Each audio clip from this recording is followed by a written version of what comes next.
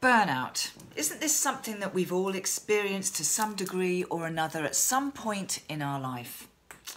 I know I have, and I know a couple of days ago I was feeling like a bit overwhelmed, stressed out, anxious, and not in a good place. So what is the best thing that we need to do? Because I know that at some point you watching this, you're thinking, yeah, I totally understand that, because we have burned out.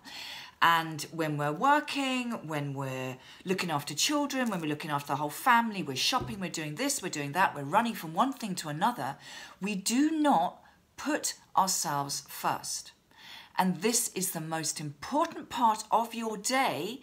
The non-negotiables, as I say to everybody, is to put your well-being and your self-care as a priority. Before you even open your eyes, it's a matter of what do I need to do for me right now, before I even wake up and get out of bed. Because burnout actually is something that it actually is happening emotionally, but you will probably only take notice of it when it affects your physical body. Because when we're stressed, when we're overwhelmed, when we're in pain, that is when we're already in a burnout situation.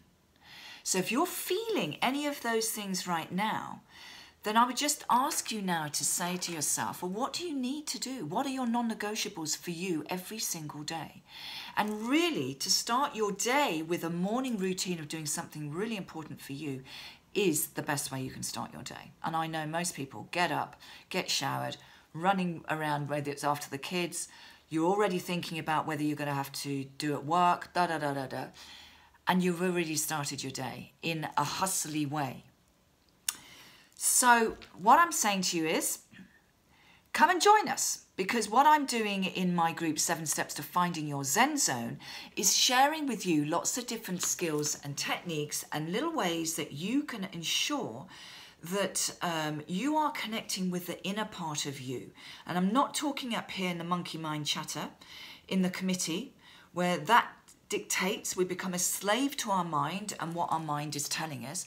I'm connecting to the inner part of us, the part that we can actually, where we can be completely present, that we're not either thinking of what might happen or what has happened, because what has happened, but that is generally where all the stresses have generally, well, they've come from what has happened, haven't they? The experiences that we've had. And if we don't deal with those in a core issue, in all honesty, they're the things that just come round in another pair of shoes somewhere else in the future.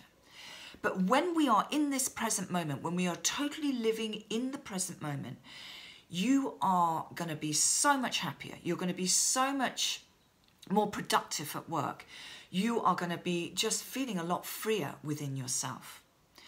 So what I do in the 7 Steps of Finding Your Zen Zone is actually share with you lots of different skills and techniques that actually make you more consciously aware of bringing yourself back to this present moment and what you need to do. The videos every day are very short. They'll give you a few action steps that you can do. And this is really taking time to change the habits that you're in now so that you actually start to really put yourself first. Because I've seen it with so many people. So many of my clients have come to me because they have literally been on that edge of burning out, if not pretty much burnt out. And what I'm seeing now, miracles are happening. One of my clients this week, after working with me for a few weeks, is saying, you know, she finally understands and is connecting to who she is. She never had that in her entire life. She's understanding who she is and trusting that she's making the right decisions, and also taking action on all the steps that we've been working on to not be on that hustle, on that treadmill of doing.